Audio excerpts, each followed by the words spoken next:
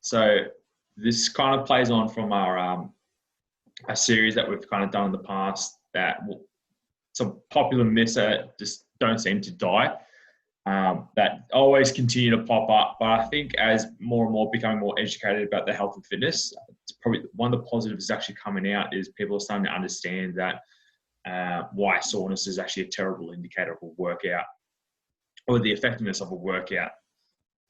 So probably a bit of the background behind it. So people don't measure the progress of their goals. So soreness is the most evident thing to regular gym goers. So what I really mean by that statement is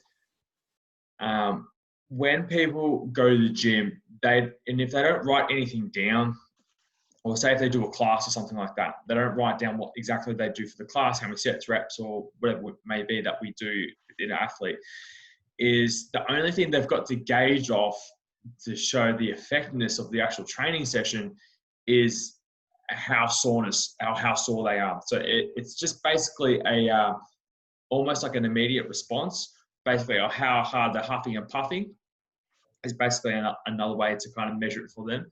But as the technology starts to pick up, people are going to use heart rate as a bit more of an indicator, because it provides this not instantaneous, it's slightly delayed, but a bit more feedback when it comes to people's training sessions, especially if they're more on the high intensity route.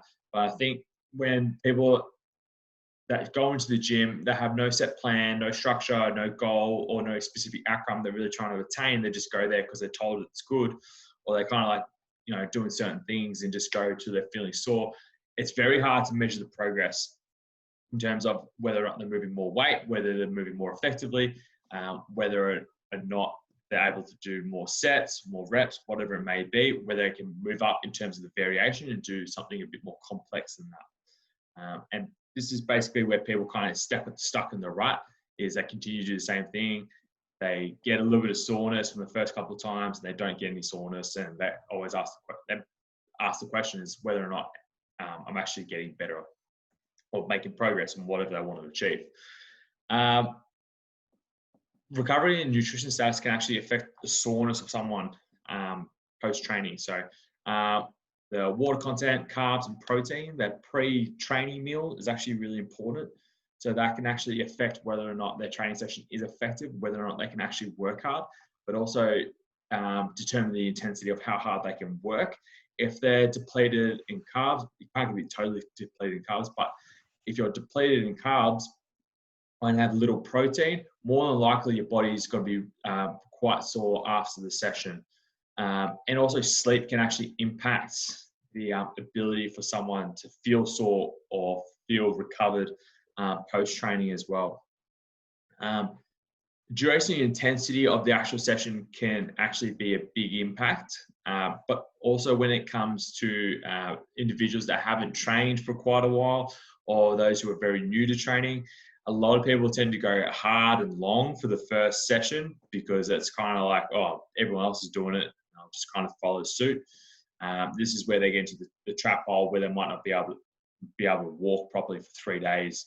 That they miss the opportunity or the window to actually train again, to actually get to continue the cycle of making progress.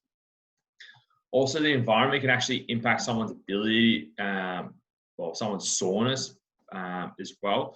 If you train in a colder climate and do more endurance-based activities, you can actually go a lot longer. If you train in a hotter climate, you can only go for so long because just the energy systems utilized. When you train in a hotter climate, your time to fatigue is going to be a little bit faster compared to a colder climate. So the environment can really dictate that as well, and altitude. But I think for Karen, for you, altitude would be an impact. But for the rest of Australia, it's not really much of an issue. It's also seen as a badge of honor. This is probably like a military belief than anything else. I know David Goggins kind of talks about the soreness and pushing beyond the soreness and all that jazz. People kind of wear it as a badge of pride that I worked this hard because I did this workout, blah, blah, blah, blah, blah, and maybe it's sore. And it's also easy to make someone sore. It's actually not that difficult. Just get them doing a new exercise a whole bunch of times and more than likely they're going to be sore for the next 2 days. Excuse me. All right. What happens for us to become sore? I think we need to talk about the actual mechanism itself. So, 2 seconds. Yep. 3 things that occur when undergoing any form of resistance training and must occur for us to actually make some level of progress. If it's weight loss, if it's hypertrophy, strength training, we have to make sure that we're covering these underlying principles in order for us to gain muscle mass, but also help maintain muscle mass as well. Mechanical tension, so it's basically applying load to the muscles. So it's basically, we quantify it as the amount of weight. Metabolic stress is actually the exercise, increasing exercise-induced byproduct. So ADP is it's a byproduct of energy production. Phosphates and muscle pH, we have a decrease in muscle pH as we undergo resistance training, and this kind of gives the muscles acidity. So if the muscle becomes more acidic, they're less likely to produce a high amount of force, or we're not able to produce the same amount of force. So that's why if you do your a dumbbell bench press, for example, your first 3 to 5 reps are going to be pretty good. As you start to go into fatigue, fatigue is increased with the amount of metabolic stress by the 12th, 13th, 14th, 15th rep. You're going to have this increase in muscle pH, increase in ADP, increase in phosphates, which is going to cause muscle to feel acidic. The speed of the movement is going to slow down, and it's just more of a protective mechanism at the end of the day. But the more that we expose our body to metabolic stress, the more repetitions we can actually do over time. And muscle damage. A lot of people talk about muscle damage, and it's more the bodybuilding world than anything else. Muscle damage is basically just micro trauma to the muscle fibers. And this is primarily done through eccentric load. So eccentric load is when the muscle actually undergoes stretch when it's under tension. So like a bicep curl, if I'm lowering my arm on the way down, that's what I would call eccentric load. The eccentric phase of the movements, where the muscle has still got weight and load on it, but we're controlling it down. And that's when we actually get the micro trauma. So very big focus for bodybuilders in that world. All of this actually leads to inflammation. So it increases the sensitivity of pain receptors, which therefore actually increases the muscle soreness from 6 to 48 hours post-session. So it's quite, depending on how much mechanical tension, how much metabolic stress, and how much muscle damage, will actually determine how long is required to kind of allow that muscle to recover, but also when's the optimal time to actually hit that muscle again. So if you do, exercises that have minimal eccentric load, you could actually do 24 hours, target the same muscle group, as long as there's not a lot of metabolic stress that's been induced. So I haven't done a lot of high repetition work. I guess what the traditional way of feeling sore after a workout, this is probably, I would actually assume this would actually be it in terms of why people actually get sore. So what actually happens for us to actually become sore when it comes to like high intensity or long duration bouts of exercise? Post-session, within about the first 60 minutes, they experience muscle fatigue. So we actually experience all the metabolic stress. So ADP, phosphates, and muscle pH decreases. We also potentially is actually due to a lack of fuel before the training session. So if we're not actually fueling the training session with it, have enough carbs, a little bit of protein in our system, we're more than likely going to see a massive reduction in our performance, especially on that back end of the session.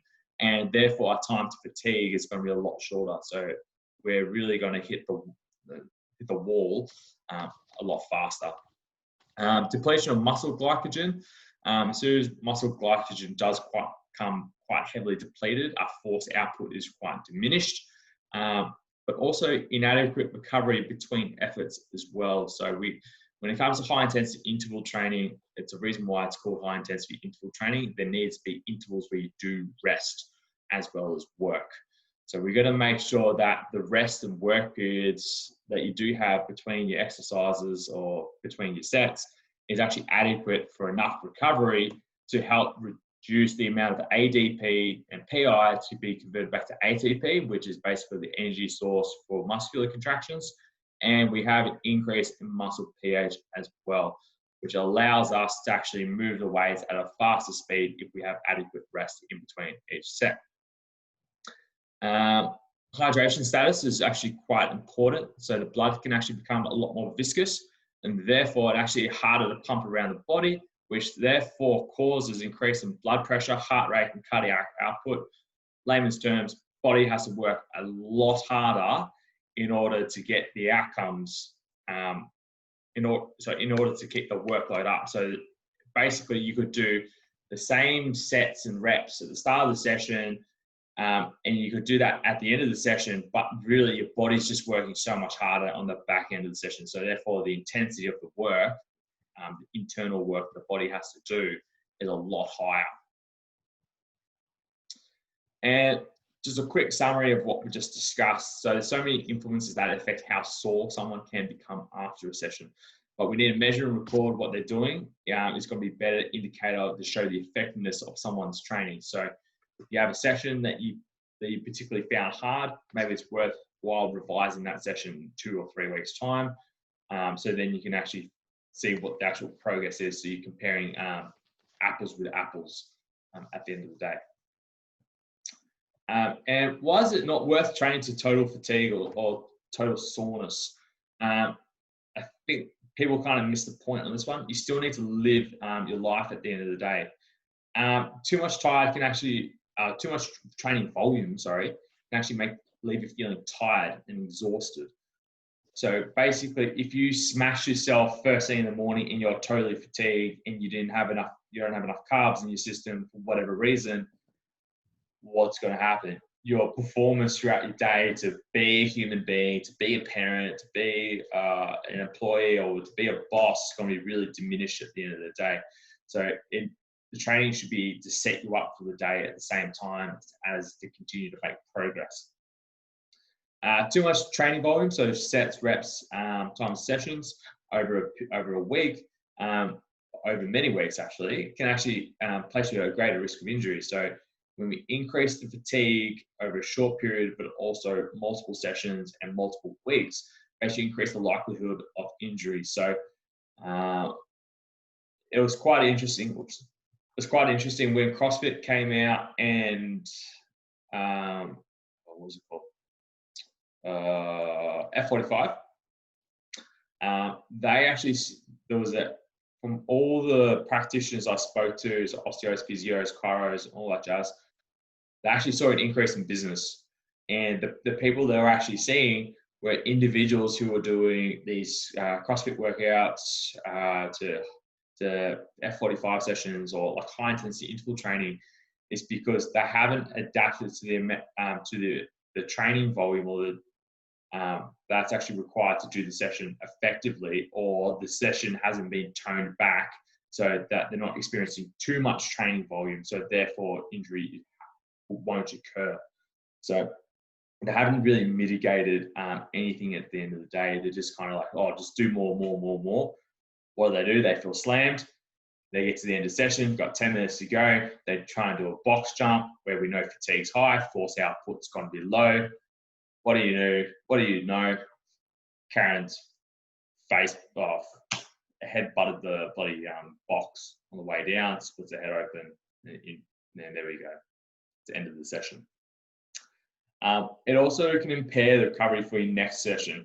We know that with research, we want to be training muscle groups between a 24 and a 72-hour window in order to make sure that we're still continuing to make progress. After about a 4-day window from that session that you did, so you targeted your quads, we want to make sure that we're targeting quads within a 3-day window again, because by the 4th day, we kind of get this plateau, and we start to see some level of diminishing returns after that. Well, not diminishing returns, but some regression. And it's very slight, but that's why we want to target muscle groups within a 24 to 72 hour window, because progress can be halted or can actually start to go back. So frequency is actually quite important when it comes to training muscle groups or to training the whole body as a whole body at the end of the day, or certain muscle groups. And it also reduces force output if we're not,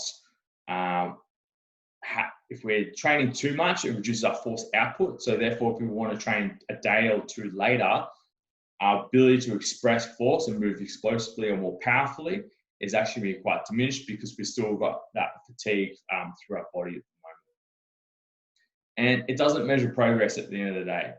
It just makes you, I guess, worse. It just makes you a worse performer at exercise. So we're trying to balance out what we call fitness and fatigue. If we've got too much fatigue, it kind of has this muting effect on our fitness. So therefore, you can't really express your fitness in a way that you really want to in your training sessions. So what should you do? We need to focus on feeling to train and totally misspelled that. We need to focus on training well.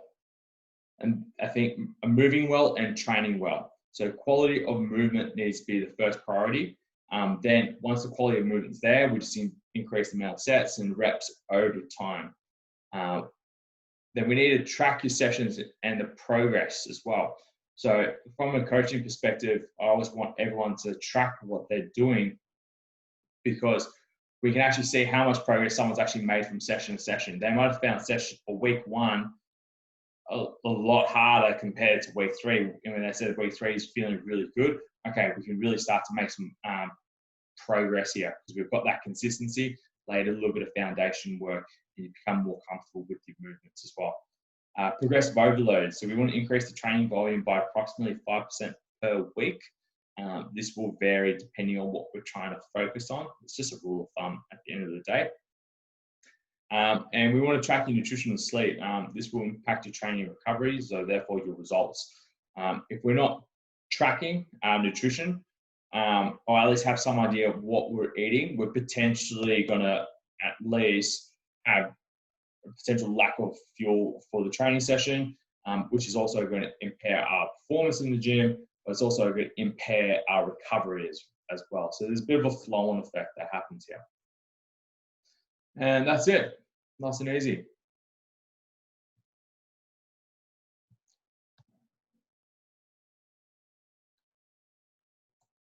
All right. We'll get everyone unmuted.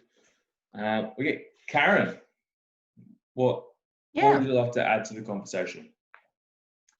I think hydration is a huge thing with everything in life, but hydration particularly, I feel either fatigued or not sleeping well if I'm not well hydrated.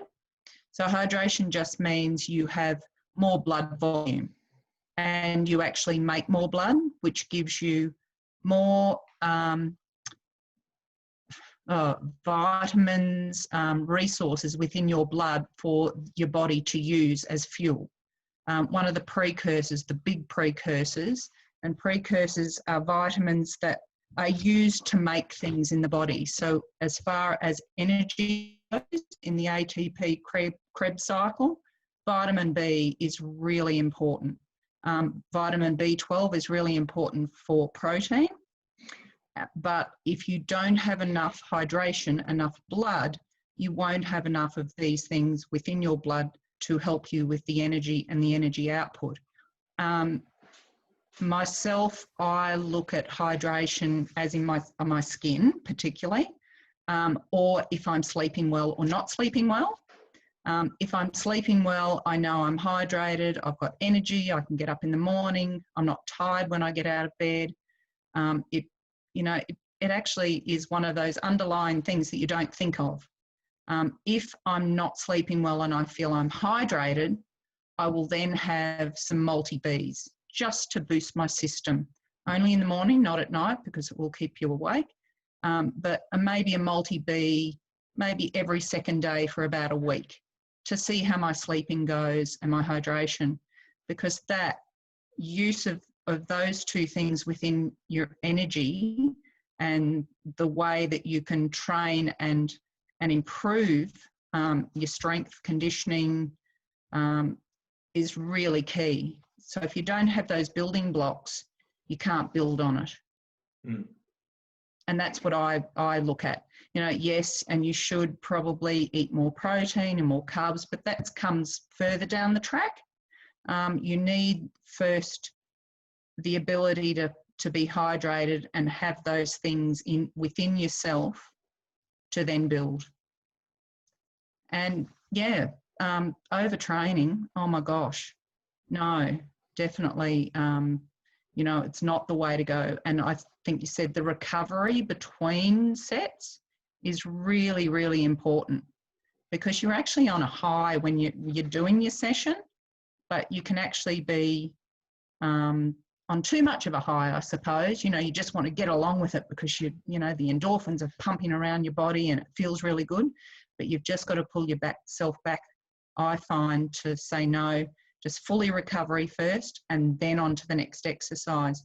Because I think if you're puffing and not concentrating on your next exercise, you will do injury because you're not thinking about how you should set your body properly and do that particular thing. So yeah, you've got just have to take time, definitely. Yeah, and then after the session, I go, right, and movement, I think you said movement in there. After I move really, really well, but I feel energized rather than tired and lethargic. There's a really fine line between the two. So, yeah.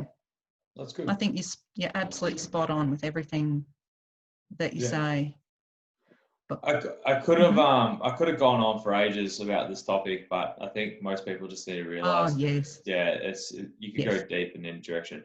I think that probably the other point I missed was when it comes, if you want to get more into like the X's and O's of training, when you do more like your heavier compound movements, maybe you're doing a back squat, bench press, deadlifts, RDLs or something like that, you are using more muscle groups at the end of the day. You are increasing your blood pressure quite a lot as well.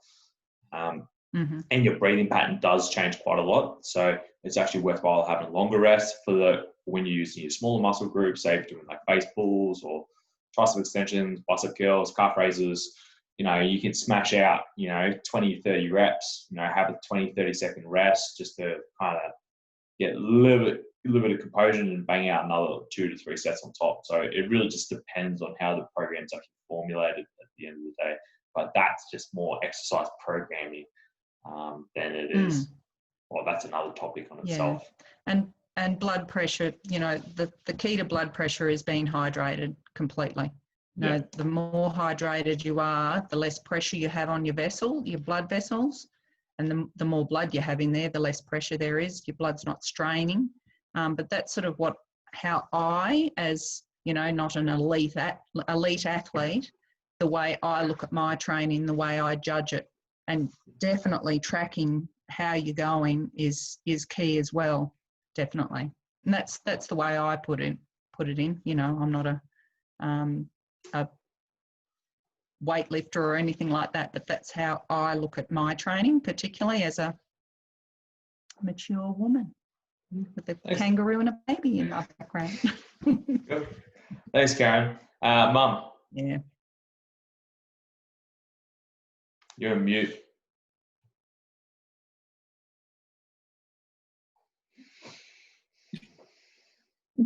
I hate that saying mature woman. You sound like an old woman, mature woman. Did you, when you're talking about the hydration, just then, the power of water, to me, just the importance of it. I've got nothing much to say tonight, but I was just really picking up on what Karen was saying, and you were talking about the hydration before, Trent. Just how powerful a simple thing like water is. Yeah, well, that's good. Dave. Yeah, I thought that was really good. Yeah, there's definitely a fallacy that more is better, where in this case there's not. You really got to look at it like you're almost like playing a sport. So no one plays rugby to see who can get the most sore. Ultimately, there's a short-term outcome and a long-term outcome. So the short-term outcome is to win the game, obviously, but the long-term outcome is to win the premiership. But in no point in the season or in the games, like, oh, who can hurt themselves the most? Because they know that that's going to impede their results for the game or for the whole season itself. So, yeah, it comes down to education of people and saying, like, hey, just because you're sore doesn't mean that you've had a good workout. And due to like social media and like muscle heads and whatnot, that like people say, oh, training is like going to war. It's like, no, it's not. It's not like going to war. It's literally just training your muscles, but the whole mindset of, oh, you have to go hardcore on your training makes it seem like people have to go to war. But yeah, definitely have to disprove the fallacy of more is better, whereas it's not. Yeah. Actually, I like that what you just said. Just kind of using sport as a sporting analogy is like you wouldn't play to get sore. Footy's the same, basketball's the same. It's just a byproduct. It's just basically a byproduct of this. It just happens. You don't measure. Yeah. It's something to acknowledge, but it's not something to. It's not the gospel or the panacea to the progress that you're making. The other analogy I like to use is everything is dose dependent. So everything's it's like medicine essentially, right? You wouldn't, if someone hasn't taken a certain medicine for years or hasn't taken it once, say if it's for blood pressure or something like that, you give them the smallest effective dose. At the end of the day, you wouldn't give them to someone who's been on that pill for 10 plus years, because you don't know the potential catastrophic, the potential effects of that mega dose for that individual. It's the same thing for supplementation as well. You want the small effective dose, that you have the maximum effective dose, which is okay. Sometimes it's okay to mega dose on certain supplements, but in terms of actual exercise, it's very dose dependent. As you become more tolerant to it, then you can actually start to increase the training load over time. Cool. Nathan. Yeah, I definitely agree with those points that you guys just highlighted there. I mean, it's quality over quantity in your sessions. I mean, it's better to have a session where you're focusing on the quality of movement and the quality of executing the exercise well, and the program that you're working through, and being able to do that.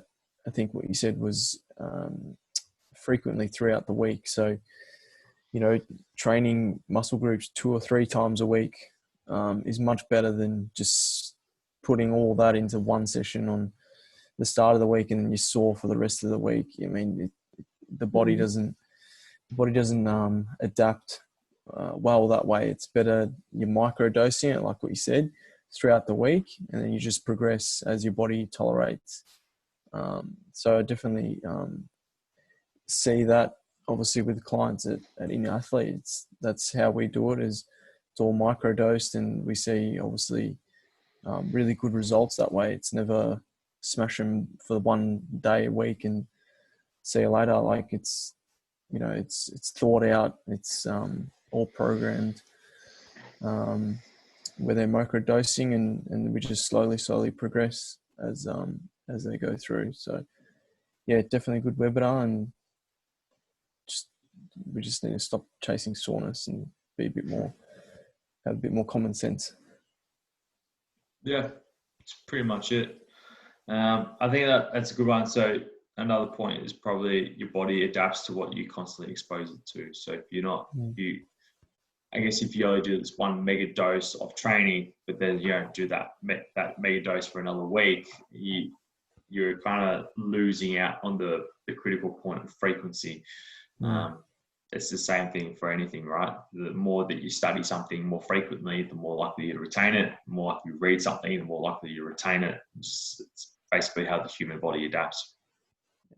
100%. Cool. That's it for tonight. Easy one. Awesome. Can I just say though,